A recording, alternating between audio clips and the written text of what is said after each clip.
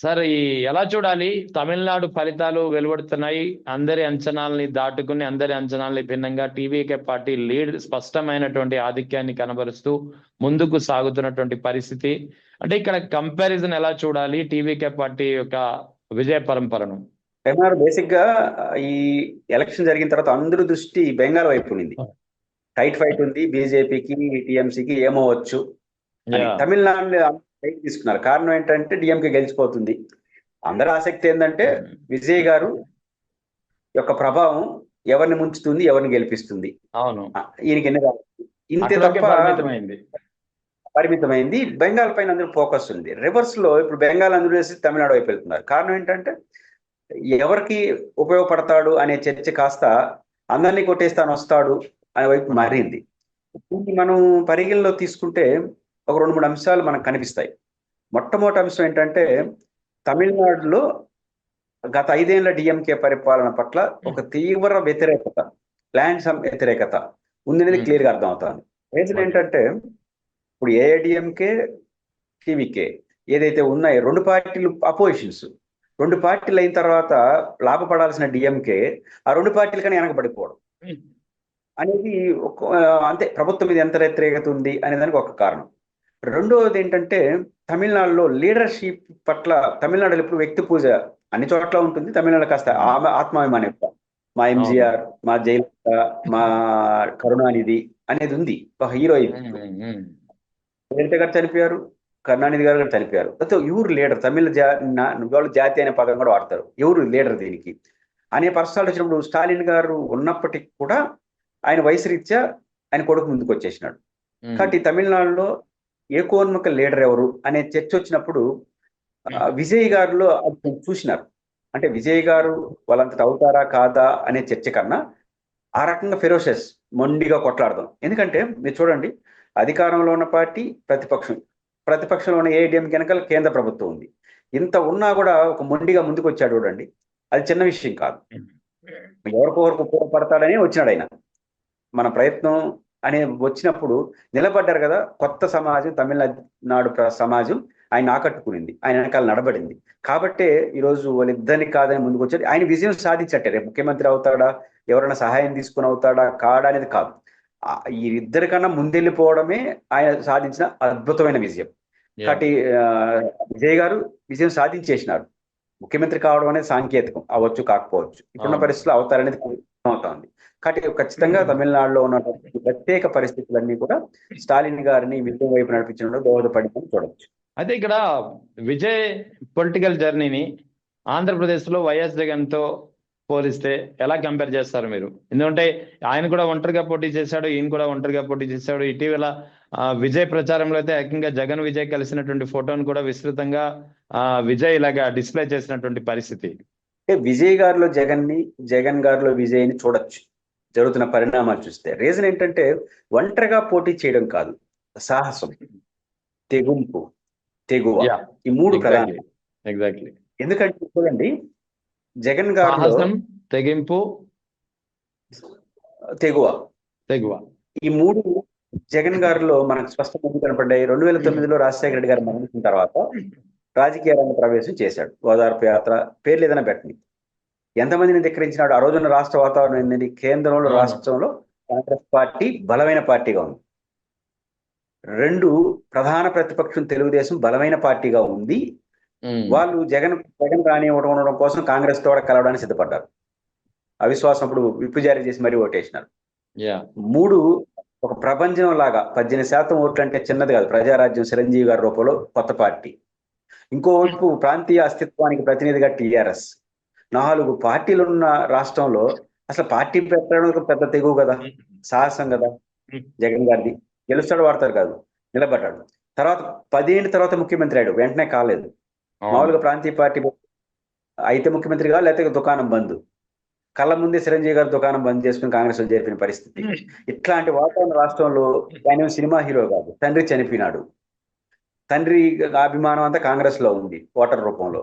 ఎట్లా అన్నప్పుడు నేను నిలబడతానని ఆయన సాహసం చేసిన తీరు, ఆ సందర్భంగా 16 నెలలు జైల్లో పోయినా కూడా రాజీ పడిన తత్వం, ఖచ్చితంగా జగన్మోహన్ రెడ్డి గారిని ఒక లీడర్ గా ఎమర్జ్ చేసి కాంగ్రెస్ ఓట్ల నుంచి ఆయన లాక్కోవాలి మామూలుగా, ఎందుకంటే కాంగ్రెస్ మెన్ ఆ రోజుకి రాజశేఖర రెడ్డి గారు కొడుకే కదా, కాంగ్రెస్ ఎంపీ, గుండు గుర్తుగా కాంగ్రెస్ ఓట్లు తీర్చుకోవాలి.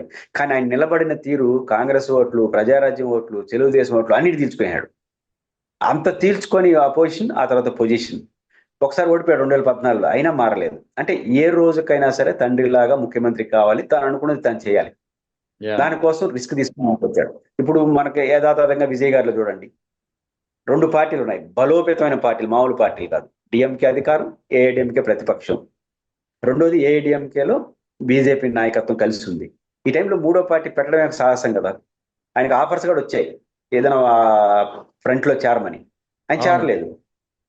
కాబట్టి ఆ తెగువను చూపించేసరికి ఈ యూత్ కానీ కొత్త తరం ఓటర్లు, మనకు ఒక లీడర్ దొరికినాడు, జయలలిత లేదు, స్టాలిన్కి ఏమో వయసు అయిపోతా ఉంది, స్టాలిన్ కుమారుడు అంత ఎమర్జీ కావట్లేదు, ఒక నాయకుడు మనకు ఉన్నప్పుడు ఆయన నిలబడదామని నిలబడ్డారు. రజనీకాంత్ గారు విజయ్ గారితో పోల్చుకుంటే ఎంత గొప్ప హీరో, కానీ ఆయన నిలబడలేకపోయినాడు. పార్టీ పెడతానంటాడు, ఊహం చేసి ఎవరు కట్టారనుకుంటున్నాడు. కానీ అతనితో పోల్చుకుంటే చాలా చిన్న హీరో రజనీకాంత్ పోల్చుకుంటే, కానీ యంగ్టర్ గా నిలబడదామని చూశాడు, అది సమాజం ఆహ్వానించింది. రెండోది మీకు ఆ మొత్తం వ్యవహారంలో ఒక సభలో 10ల సంఖ్యలో జనం చనిపోయినప్పుడు ఎవరైతే డిమోరల్ అయిపోయింటారు, కానీ నిలబడ్డాడు. ఆయన ఎంత చొరవ చూపాడనడానికి ఒక మంచి ఎగ్జాంపుల్ ఏంటంటే, జగన్మోహన్ రెడ్డి గారితో ఆయన బాగానే ఉంటాడు, ఆ మాటకు వస్తే డిఎంకే వాడు బాగుంటుంది, స్టాలిన్ కూడా బాగుంటాడు, ఆ పిల్లలు కూడా మనం చూసాం వాళ్ళ అనుబంధాన్ని. జగన్ గారు అదే విధంగా ఈయన కలిసి ఉన్న ఫోటోని ఒక ర్యాలీలో ఎవరో ఒక జగన్ అభిమాని ఆయనకి ఇస్తే మామూలుగా ఏం చేయాలి, తీసి లోపల పెట్టుకోవాలి గౌరవంగా. ఎందుకని తమిళనాడులో తెలుగు వాళ్ళు బాగుంటారు, జగన్ అభిమానించే వాళ్ళు ఉంటారు, చంద్రబాబును అభిమానించే వాళ్ళు, పవన్ కళ్యాణ్ అభిమానించుంటారు. ఎంత రిస్క్ తీసుకున్నారంటే జగన్ గారి ఫోటో తను ఇస్తే అందరికి చూపించినాడు, అంటే నేను జగన్ తో బాగున్నాను చెప్పడమే కదా, ఆ సాహసం కదా. ఎందుకంటే దీని పవన్ కళ్యాణ్ అభిమానులు, చంద్రబాబు అభిమానించడం దూరం అయ్యే అవకాశం ఉందేమో. ఎగ్జాక్ట్లీ. అంటే మామూలు రాజకీయాలు చేస్తారు. ఈయన ఏం సాహసం చేశాడు, ఎట్లా వాళ్ళు బీజేపీతో ఉన్నారు, జగన్ గారిని అభిమానించే వాళ్ళు నన్ను ఏదో అభిమానిస్తున్నారు, దిగదాం, వాళ్ళన్న మనతో ఉంటారు. ఇది కదా రాజకీయాల్లో సాహసం అంటే. అంటే మన అనుకుంటే దిగేస్తే వాళ్ళన్న మనతో ఉంటారు, ఈసారి కాదు వచ్చేసారి గెడదాం. ఈ తరహా రాజకీయం అనేది ఖచ్చితంగా జగన్ గారిలో జగన్ గారిని చూసి నేర్చుకుంటారని నేను అన్నాను. ఆ తరహా లక్షణాలు కనిపిస్తున్నాయి. అంటే జగన్ గారిలో విజయ్ గారిలో ఈ కామన్ అనేది ఖచ్చితంగా విజయ్ గారిని విజయం వైపు నడపడానికి దారి తీసింది. ఆయన అనుకున్నది కూడా ఈసారి ప్రతిపక్షం అవుదాం, వచ్చేసారి కొడితే ముఖ్యమంత్రిని కొడదాం, అంతే తప్ప ఈసారి ప్రతిపక్షానికి గెలుద్దాం లేకపోతే ఇంకోటి అది అవుదాం ఇట్లాంటిది ఆయన చేయలేదు. అట్లా చేయకపోవడమే ఆయన విజయానికి దారి తీసింది. ఖచ్చితంగా జగన్ గారు అంతే కదా, ఎప్పుడు అవుతామో తర్వాత కొడతా ఉండడమే అనే టైప్ లో జగన్ గారు కూడా ఉంటారు. రెండోది రెహమాన్ గారు నచ్చినాడు, రెహమాన్ గారు భుజమే చేసుకొని పోవడమే. పురుషోత్తం ఏమనుకుంటాడు, ఎల్ల ఏమనుకు పట్టించుకోడు.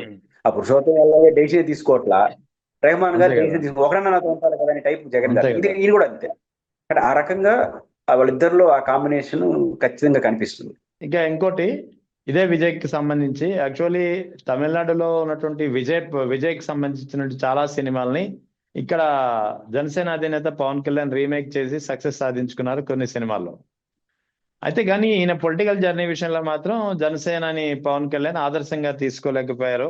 ఇంకా ఎందుకంటే అక్కడ ఈయన ఒంటరిగా పోటీ చేశారు. ఈయనైతే 2014లో పోటీని చేయలేదు, బయట నుంచి మద్దతు తెలిపారు. 2018లో మరో కూటమి, 2024లో ఇంకో కూటమి. అంటే ఎక్కడ కూటమి దాటి బయటికి రాలేదు. ఒంటరిగా పోటీ చేసినప్పుడు 2 చోట్ల ఓడిపోయారు పవన్ కళ్యాణ్. సో పవన్ కళ్యాణ్ వర్సెస్ విజయ్ అన్నప్పుడు ఎలా చూడాలి ఈ కంపారిజన్ ని? నేను పవన్ కళ్యాణ్ గారిని విజయ్ గారిని పోల్చి చూడలేనంత గ్యాప్ వచ్చేసింది. అంటే ఈ రోజు ఏదో విజయం సాధించారు కాబట్టి విజయ్ గారు పవన్ కళ్యాణ్తో పోల్చడం తక్కువ అని నేను అన్నాను. పాయింట్ ఏంటంటే విజయ్ గారు ఎంచుకున్న మార్గం వేరు, పవన్ కళ్యాణ్ గారు ఎంచుకున్న మార్గం వేరు. ఆయన పాపులర్ సినిమా రీమేక్ చేశాడు కానీ ఆయన రీమేక్ చేసుకోలేకపోయినాడు. ఈయన పాయింట్ ఏంటంటే పవన్ కళ్యాణ్ గారు ఏ రోజు కూడా ఫెరోషస్ గా, నిజానికి నేను పెద్దగా విజయ్ గారి సినిమాలు తక్కువ చూశాను కానీ విజయ్ గారికి తమిళనాడులో ఎంత ఇమేజ్ ఉందో ఆంధ్రప్రదేశ్ లో పవన్ కళ్యాణ్ గారికి తెలంగాణ ఆంధ్రప్రదేశ్ లో అంతకన్నా ఎక్కువే ఉంటుందని అనుకుంటున్నాను. సామాజిక వర్గం అండ కూడా ఉంది ఈయనకి, అక్కడ విజయ్కి లేదు అది అదనంగా క్యాస్ట్ అనేది. తర్వాత ఫస్ట్ అంటే ఈ 2 అడ్వాంటేజెస్ ఉన్నప్పుడు మీరు విజయ్ గారి లాగా సాహసం యాగ చేశారు. 2014లో పార్టీ పెట్టారు, అన్కండిషనల్ గా అసలు పోటీ, ఒక రాజకీయ పార్టీ పెడుతున్న పోటీ చేయకుండా మద్దతు చేయడం, ఆ అవును. తర్వాత బిఎస్పీ సిపిఐ సిపిఎంతో పొత్తు పెట్టుకుని చెగువేరా అనడం, ఆ తర్వాత మళ్ళీ బీజేపీ సనాతన ధర్మం, ఆ తర్వాత మళ్ళీ 29 మొన్న ఎన్నికల్లో తెలుగుదేశంతో పొత్తు, ఇప్పుడు 15 ఏళ్ళు ముఖ్యమంత్రి చంద్రబాబు గారు. ఇవన్నీ చూసినప్పుడు ఆయన నిలబడతాడు గట్టిగా, ఎవరో ఒకరు సహాయం తీసుకొని వెళ్తాడు తప్ప నిలబడతాడు అనే నమ్మకం మెల్లిమెల్లిగా కోల్పోతున్నారు. అందువల్ల పవన్ కళ్యాణ్ గారిని విజయ్ గారితో పోల్చలేము. కాకపోతే ఈ ఈ విజయం ఎవరైతే విజయం సాధించాడో ఆ విజయం యొక్క ప్రభావం పవన్ కళ్యాణ్ గారిని విపరీతం ఒత్తిడి చేస్తుంది. ఇంకా రేపటి నుంచి మళ్ళీ 15 ఏళ్ళు అట్లా అన్నాడు అనుకోండి, అభిమానులే నిరాశపడే అవకాశం ఉంటుంది. ఆయన అనుకున్న బేస్ చెడిపే అవకాశం. నువ్వు కూడా విజయ్ లాగా ట్రై చేయలేవా? అవును, అదే పైపించి ఎగ్జాక్ట్లీ. ఆంధ్రప్రదేశ్ లో కూడా తెలుగుదేశం వైసీపీ 2 పార్టీలు బలమైన పార్టీలు, ఆడగా టీఎంకే ఏటీఎం బలమైన పార్టీ, కొట్టలేదు ఆయన. మనది కొట్టడం జగన్, అదే ఆంధ్రప్రదేశ్ ఉమ్మడి ఆంధ్రప్రదేశ్ జగన్ 4 పార్టీలు కొట్టేసి రాలేదా రాజకీయాల్లోకి? కాబట్టి ఒక 5 ఏళ్ళు ఓపిక ఉండాలి. ఎందుకు ఓపిక లేదు మీకు అనే భావన, ఒత్తిడి బాగా పవన్ కళ్యాణ్ గారి మీద పెరిగే అవకాశాలు ఉంటాయి. సో ఇప్పుడు ఈ లెక్కన మీరు చెప్పినట్టు వచ్చే ఎన్నికల్లో ఏపీలో ముఖ్యంగా 2029 ఎన్నికల్లో కావచ్చు, లేకపోతే త్వరలో వచ్చే స్థానిక సంస్థల ఎన్నికల్లో కావచ్చు, కాపుల నుంచి ముఖ్యంగా, ఎందుకంటే కాపు సామాజిక వర్గం గురించి ఎందుకు చెప్తున్నా అంటే ఎక్కువగా అతన్ని వెంట ఉన్నది ఆ సామాజిక వర్గం కాబట్టి, ఆయనతో పాటు ఇతర సినిమా పరంగా ఉన్నటువంటి అభిమానులు కావచ్చు, వీళ్ళ నుంచి అయితే ఖచ్చితంగా why don't you try as Vijay అనే ఒక ఒత్తిడి లేదా ఒక డిమాండ్ అనేది ఖచ్చితంగా పెరిగే అవకాశాలు ఉన్నాయంటారు. మన రెహమాన్ గారు బేసిక్ గా విజయం మీన్స్ ఒక ప్రగతి ఆంధ్రప్రదేశ్ లో అన్ని రాజకీయ పార్టీల మీద ఒక ప్రభావం చూపిస్తుంది. పవన్ కళ్యాణ్ గారి మీద ఎక్కువ ప్రభావం చూపిస్తుంది. అన్ని రాజకీయ పార్టీల మీద చూపించే ప్రభావం ఏంటంటే, ఈ రోజు విజయ్ గారి వెనకాల ఉన్నటువంటి జనం, ఇట్లాంటి జనం అంటే కేడర్, ఎమ్మెల్యేలుగా పోటీ చేసిన వాళ్ళు పేర్లు వింటా ఉంటే అన్ని కొత్త ముఖాలు.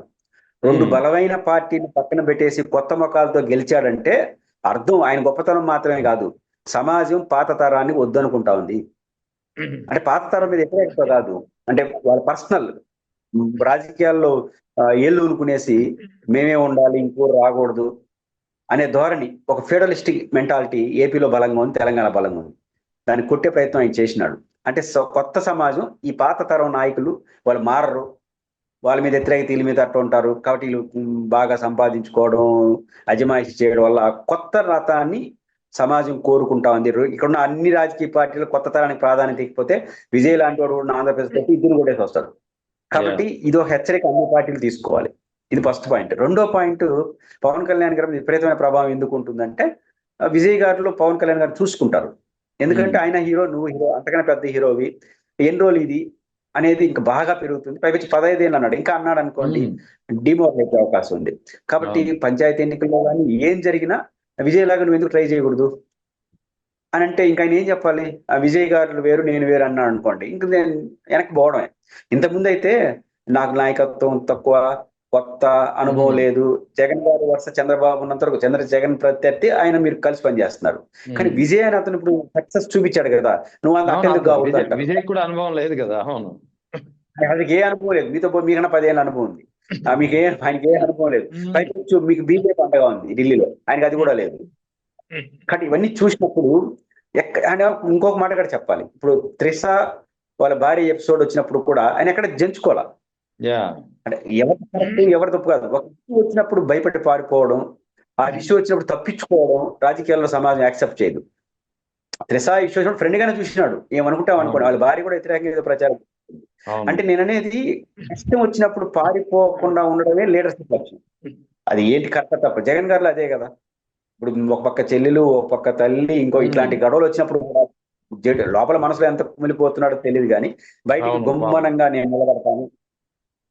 ఇక్కడ విజయ్ కూడా భార్య త్రిష ఇష్యూ ముందుకు వచ్చినప్పుడు త్రిషాని ఫ్రెండ్ గా నిరాకరించారు. పైపించి తిరుమలకు వచ్చి దర్శనం చేసుకుని విజయ్ గెలవాలని పోయింది. నా ఫ్రెండ్ నిలబడ్డాడు అంతే. సమాజం ఏమనుకుంటుందని తర్వాత ఇష్యూ తెలియదు, సమాజం ఏమనుకుంటుంది.